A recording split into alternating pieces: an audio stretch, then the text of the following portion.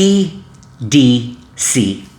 That's right, EDC. Now, if you're an experienced magician, a professional magician, you probably know that EDC stands for everyday carry.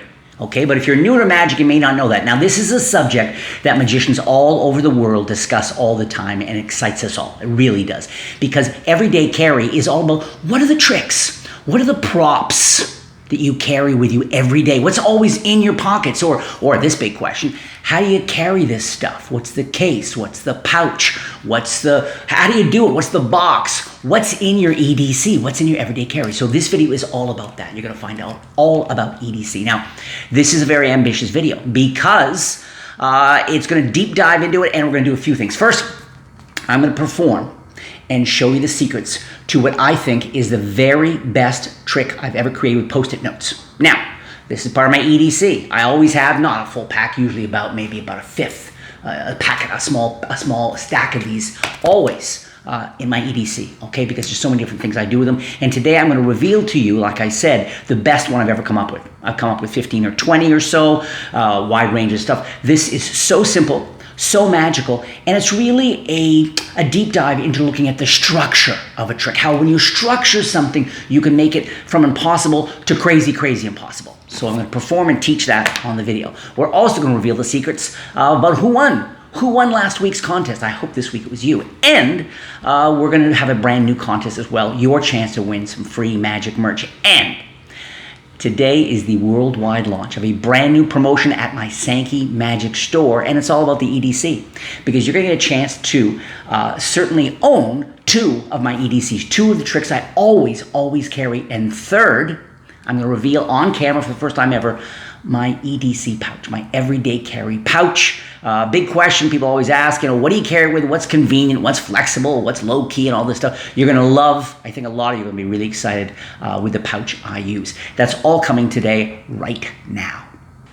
This is the first featured trick in my EDC promotion, my everyday carry promotion, okay? Keep these 2 like this, have a little clip like this, keep it in my very special EDC pouch, and I am good to go. This is one of these tricks. Kids, adults, close-up, even stand-up. I can perform this anywhere. Nice visuals, happens in the spectator's hands, always freaks people out. This is Houdini's ghost. It's been said that the only thing Houdini couldn't escape from was his own death. Houdini died almost 100 years ago on Halloween, October 31st, 1926. And people all over the world are still fascinated with the myth and drama of Houdini, which is why you can count on Houdini's ghost to instantly engage people. You introduce 2 photographs cut from a Houdini magazine article. One photo is a picture of Houdini bound in locks and chains, and the other is a photo of Houdini's actual gravestone. Every time I introduce them, people want to take a close look at the photos. And thanks to the very cool secret gimmick, they can. The spectator then folds up both photographs and holds one in his closed fist.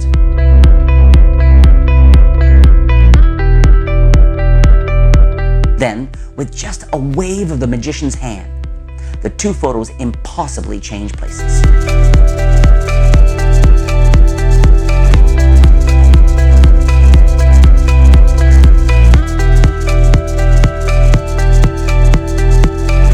I love that it's not a card trick, it's not a coin trick, and even though the 2 photos take up almost no pocket space, when they're unfolded, the trick plays big. Both slips of paper have been meticulously designed to look exactly like they were cut from a magazine article. They've also been printed on a heavy, glossy stock paper to last for countless performances.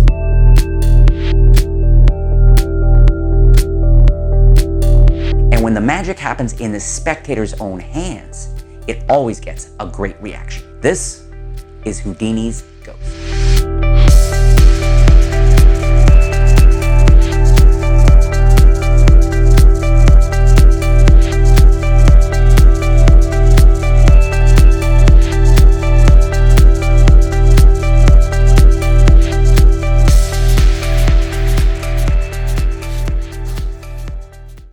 That is Houdini's ghost. All right, and in just a moment, I'm going to tell you a little bit more about the EDC promotion I've got going on, the other trick that involved, the special case, the whole thing. But first, let's jump into this trick now here. The Great Detective. So many things I like about this trick. Like I said, you start with the deck shuffle, okay? Shuffled deck, which is nice and always inspires people to trust everything that's going on.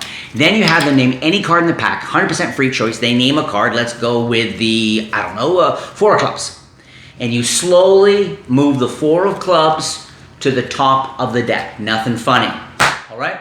You ask the spectator to cut the deck into 2 packets, 2 halves, which they do, like that. Very straightforward. The spectator is literally doing everything. The spectator can even bring the 4 of clubs. They can even move it to the top, okay? Now you say, in a moment, we're going to lose the card like magicians do. But I'm going to need a great detective to find it, okay? Because you're going to shuffle your card into the deck in a bunch of ways, okay, to make it as fair as possible. So I need you to draw a great detective. Yeah, you've got this out of your EDC pouch, right? Then you ask them to draw, and, you know, they can do it any old way they want. We're going to stick very old school like that for now. Okay? Next, since they've cut the cards into 2 packets, you take their card and you say, look, I'm going to slip it about in the middle. Do not take your eyes, okay? I want to make sure it stays on camera. Don't take your eyes off your 4, which they don't. And you say, look, we'll take this, okay? And we'll stick it on the top card of this packet. Have someone guess. Can anybody guess? Nobody can guess. What is it? In this case, it's a 4 of diamonds with Steve on it from a trick I did earlier. Thank you. Anyway, we'll leave that right there, okay? And you say, look, I'm going to be really fair here. Only now are going to slip your card, the 4 of clubs, into the pack. You hand this to the spectator. The spectator shuffles the cards. So immediately makes it impossible for anybody but a great detective to find the card, right? Okay? Boom, like this. Next, you say, I want you to cut the cards in half again, okay? And we're going to bury, we still got there, the sticker's right there. We're going to bury that in the middle of these 2 like this. Now shuffle the whole thing up. So I think you'd agree, that is test conditions. Nothing suspicious. And the spectator handles the cards about 95% of the time. Then you hand them to another spectator to hold in her hands. Say, concentrate. I want you to imagine the great detective is looking through the whole pack, looking for the 4 of clubs. And often I'll throw in some idea that the great, you know, they're looking for a murderer, you're looking for a killer, looking for somebody who owes a lot of money on their parking tickets, whatever. Then the spectator, again, spreads through the cards until they find the great detective somewhere among the cards. And when they do, everybody can see it's the exact same sticker, it's the exact same post-it note, and when they turn it over, we can find out that once again, the great detective has found the killer. Like I said, this is an unusually clean and magical effect. And there's so many practical things, I love it. I mean, it's a real worker. I've had people say, do that again. You can immediately repeat it, right? Like I said, you can do the borrowed deck. They can put their own name. They can even sign the card if they want, okay? So there's so many cool things about this. If you're an experienced magician, I probably did not fool you with the techniques, but there are some fine points. There's some staging points and some fine points, and I want to share with you a couple of alternative handlings, different ways you can create this same amazing effect with a cool souvenir in the same bit, okay? I'm going to share all that in just a second, but first, let's look at the second product, the second everyday carry product that is always in my special pouch, my everyday. This, you're gonna love this. It's super visual, super easy. If you're just getting into magic, the other thing is both this and Houdini's Ghost are very simple tricks. They've got that wonderful return on investment where the difficulty level is low, but the magic impact is high, okay? You're gonna love this. So many things you can do with this gimmick. This is Incredibil. Imagine being able to have a dollar bill closely examined, have a joker folded inside, and have 2 other cards freely selected. Then, the joker impossibly transforms one at a time into both selections.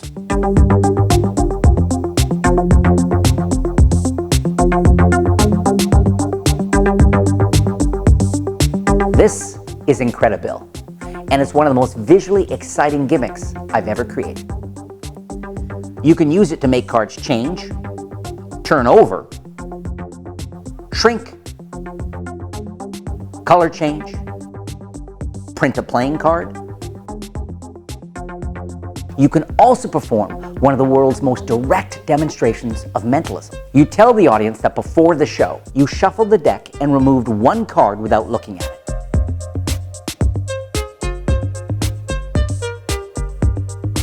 Then you ask someone to think of a card, any card, and name it out loud. Now let's say it's the 5 of spades. And when you remove the card and it's the 5 of spades, everybody goes crazy. But my absolute favorite trick with Incredibil is a routine I call the big bet. You hand someone the folded bill with a playing card inside and you say, I took this card out of another pack, and if it doesn't match the card you select, you get to keep the money. Then a spectator freely picks a card, writes their name on it, and the card is shuffled back into the pack.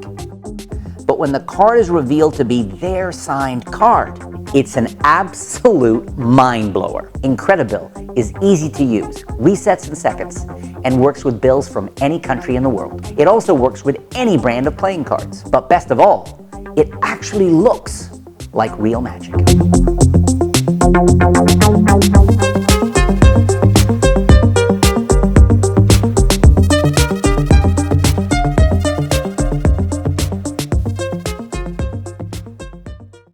So that is Incredibil, and I'm sure you can see immediately why it's part of my EDC.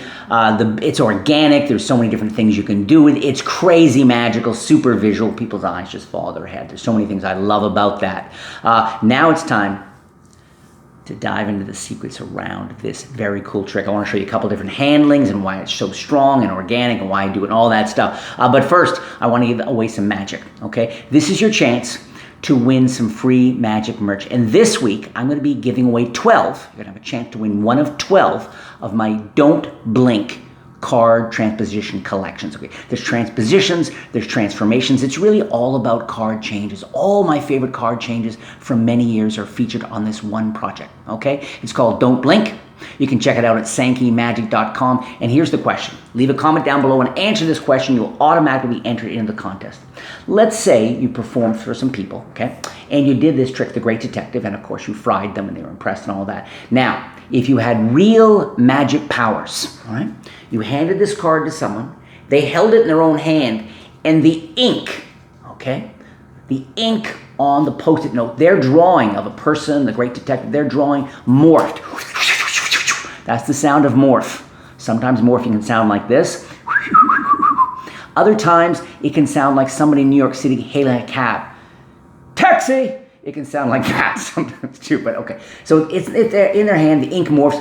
What does the ink morph into? What drawing? What number?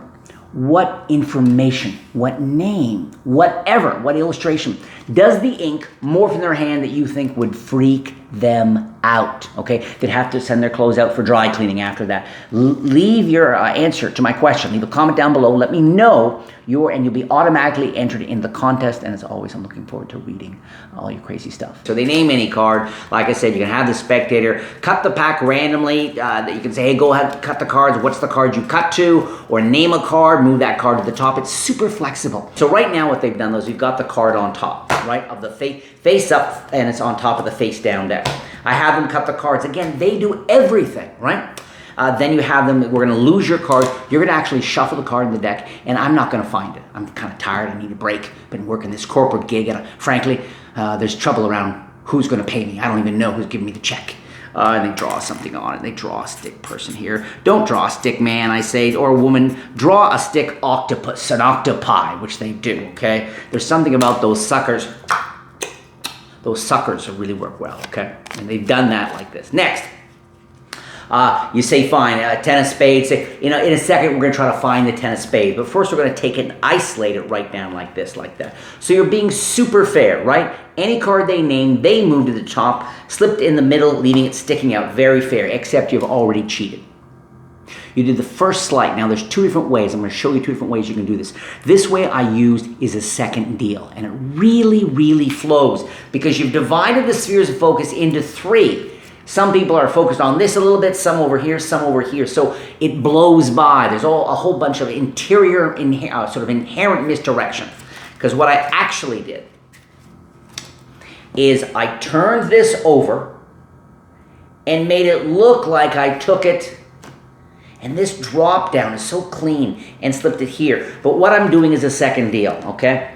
And the key to a second deal is to choose the right moment and to really get comfortable with it. You need to be comfortable, okay? You don't want to make a move of it, as they say. I turn this over, and in a continuing action, all I'm doing is I turn this over, and I don't do it down here. I'm not trying to deceive anybody visually. I make sure, and I very naturally bring it up to eye level.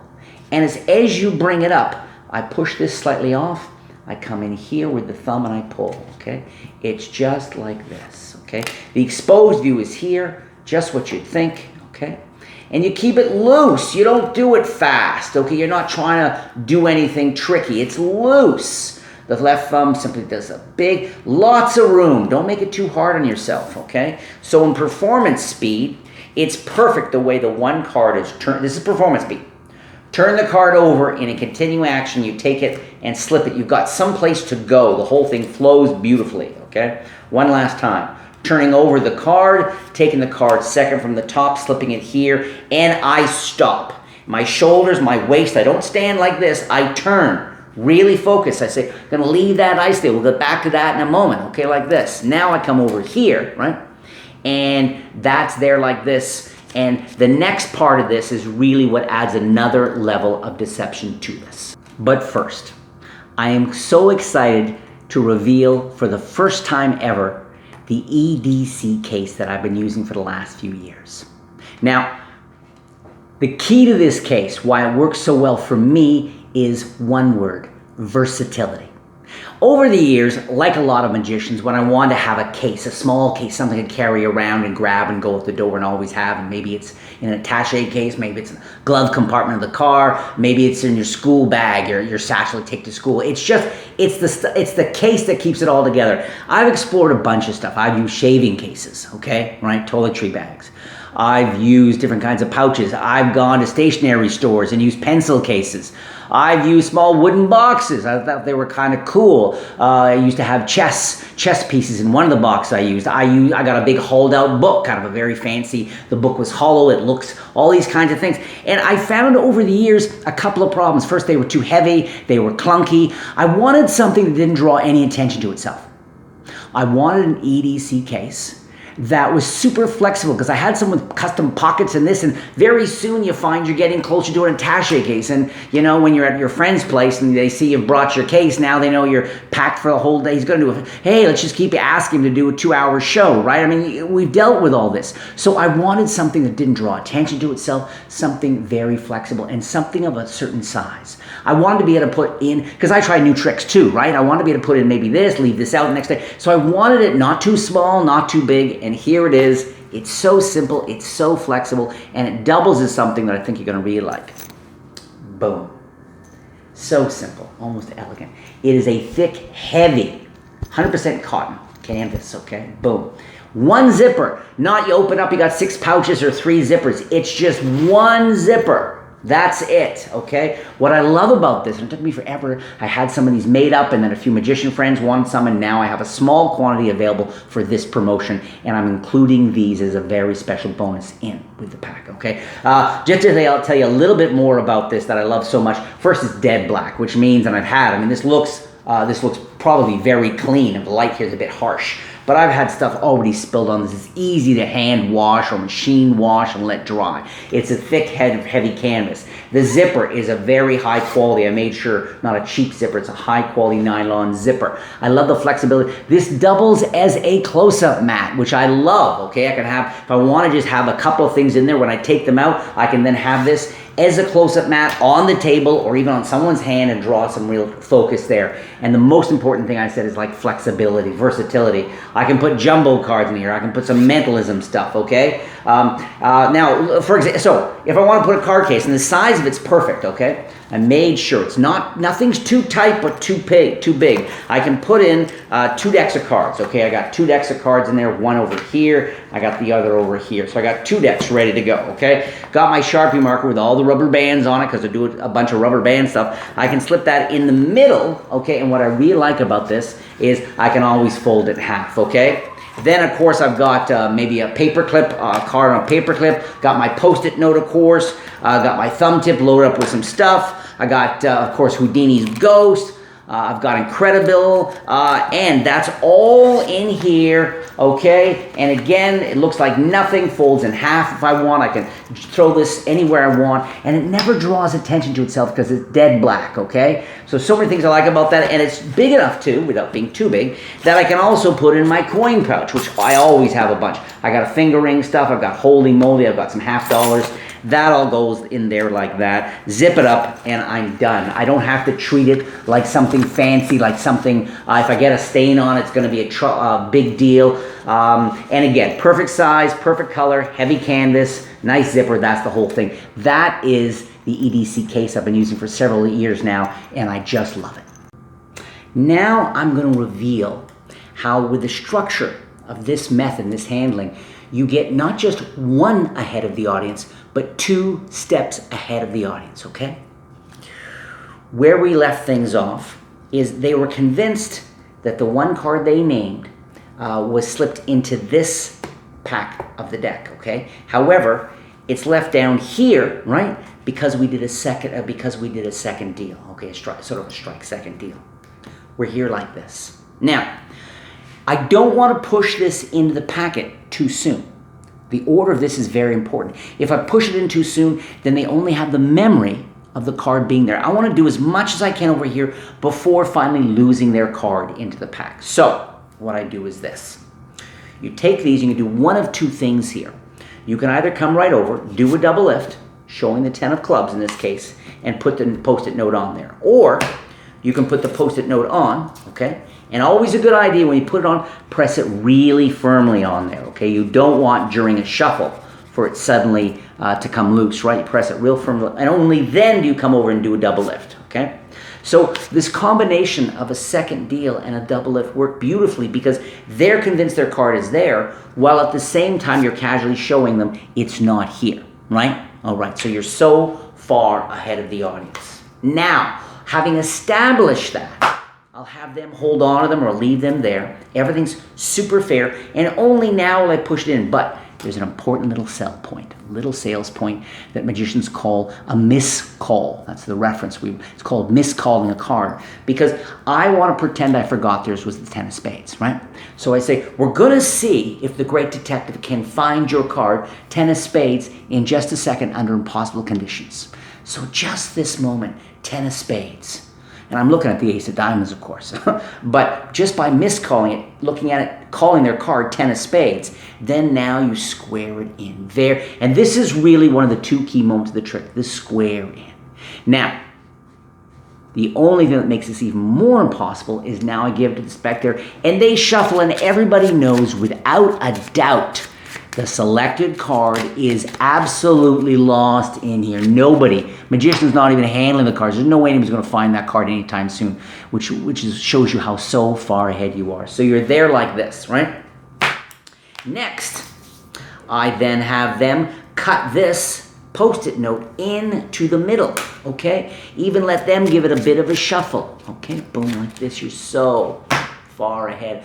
Then we add these cards somewhere in the middle here, and they can shuffle the whole thing. Now, if you're worried, even though I press the Post-it note really firm, if you're worried that someone, maybe a very drunk person, is going to shuffle the cards so poorly they could maybe dislodge the Post-it note, that's fine. Just cut the cards. Over here, it can be cut in, and then on this packet, when you're cutting the Post-it note in, it can just be cuts. Then you can add this half into here, and the whole thing can just be cuts as well. Then, of course, they go through and they find the card. But I want to show you one other way to handle this off the very beginning that can, I think, have its own virtues in just a second. So I know right about now a whole bunch are wondering just how great is this EDC package deal. And it is truly a phenomenal value because first, you get Houdini's Ghost, okay? You get the custom printed, full color, special design gimmicks for Houdini's Ghost plus the exclusive tutorial. But with this offer, I'm actually going to include two sets of the custom printed gimmicks. So that's the first thing you get.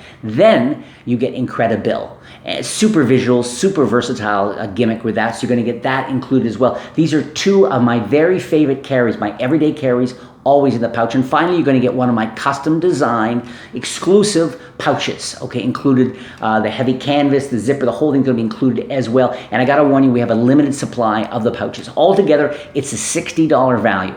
But this week only, you can get everything for $29.95. So you'll be saving 50%. But as I always encourage people, and so many people don't listen, we're going to sell out. It's going to sell out very quickly. So if this is the kind of thing that interests you, click the link and order yours today.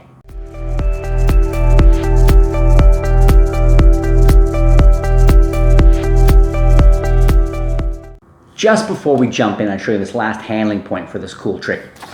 I want to make sure I'm not keeping anybody else in suspense here. Here is a list of the winners from last week's contest, okay? If I say your name, as always, please get in touch with my team. You can just email them. You can email them at contact@sankeymagic.com, okay? Contact@sankeymagic.com. Give them your YouTube name and your real name and then your shipping address. And they're going to ship to you a Revolutionary Card Magic, okay? Revolutionary Card Magic is definitely one of my best-selling card magic projects. You can check it out at sankeymagic.com. And here we go. I hope I say your name right now. Man with a pan, literally. I know these names, huh? Man with a pan, not with a plan. Man with a plan. Man with a pan, you won. Ken Seeley, S-E-E-L-E-Y, you won. Nata Silva, N-A-T-A Silva. Alex Weber, Merritt Lumsden, Merritt Lumsden, visually impaired. I hope that's unfortunately the Rev Card Magic project is visually based, video and that kind of thing. So I hope visually impaired is, I don't know, it's not funny, but I hope it's not literal. We'll leave it there like that. Jason Sear, oh, that's from visually impaired to seer. That didn't work out well. C-Y-R, C-R. Space Dad, you won. Mr. Schwab, I don't know, it's like you grow green beans somewhere on another planet. Mr. Schwab won. Squeak, just the sound effect. Squeak, you won. Happy Squeak, I guess. Lauren Bradley, you won. And finally, Susan Burton, you won. You all 12 won. Contact my team. You guys will all get a Revolutionary Card Magic project. Congratulations. Confession time, I lied. I actually am not going to share with you one kind of handling point to make the trick kind of more interesting or cooler. I'm going to share two. One involves a card case. One involves an alternative method. You're at this point in the trick early on, right? They divide the pack. You got the little drawing there like this. And you're here with the selected card, the named card. It can be a signed card. And it's on top of the face down cards, right? Now, what you can do is turn it over, okay? And then slip it in. And instead of doing a second deal, you can do what's called a logical turnover. And it's quite interesting, okay? Logical turnover is interesting. I've still been able to effectively switch the two, but with a different technique that might be easier for a bunch of you, and I'm really committed to sharing stuff on this channel that is certainly something for all skill levels. So let me just drop into this for a second here. So you're here like this, okay? You got that, you got this. This is on top. The logical double lift is like the double lift, but you're starting with one face down and one face up, okay? One face up, one face down. So I'm going to turn the two over as one. Now that would normally present, all of a sudden things would look weird and people's heads would explode, right? But what you're going to do is as you turn over the 10, you're going to wrist kill. You turn this hand down, okay? So it turns and you're like this. Then you casually thumb off that card off the bottom on. Now what makes it illogical is if you turn this card over and thumb it on the table, it should be face up, right? That's what makes. But this flies every time. I've done a bunch of different card tricks over the years using the logical double lift, and nobody ever questions it. It just flies. So I just want to share that with you, is that you could be in that position rather than doing that second deal we talked about. This is face up here. You don't turn it over then, right? It's face up. You turn. You do a double lift, taking the two cards. You wrist kill as you turn, and then apparently drop the 8 right in front of where it's going to go, but you've made the switch. This goes here, and you can continue as normal. And the last idea I want to add is about layering. One of the things I do with my effects is I verbally and visually layer, making them more impossible. So you can do that here, right? Where you can be in this situation here. You've got that stuck on here like this. They don't know it's actually stuck on the selected card here, right? Push this in, go ahead, shuffle those. They shuffle those, making it impossible level number 1. Let's cut this into here like this, give a few cuts. Impossible level number 2. There's no way the great detective can find the card. In fact, let's put the cards inside the card case, give it to the spectator to hold on to in their hands. 3rd level impossibility. Now nothing can even move around, and yet you have the spectator. And again, it can be fun where the spectator shakes the cards, thinks about the cards, asks or offers money to the great detective. I'll give you $50, give you $75, shake them around, whatever. Then you have this nice revealing of the impossibility. The card case gets open, they spread through the cards, and once again, impossibly find that the great octopus detective has found the selected card. If you like the Great Detective video, please click the like button, okay? Subscribe to the channel, and do not forget to check out the EDC pack deal going on at SankeyMagic.com exclusively. Only one place in the world. It is a total $60 value, all for just $29.95. Click the link, okay? We're going to sell out. I predict in about 3 or 4 days we'll be done. There'll be no more left, okay? So snooze, lose, click the link, check it out right now.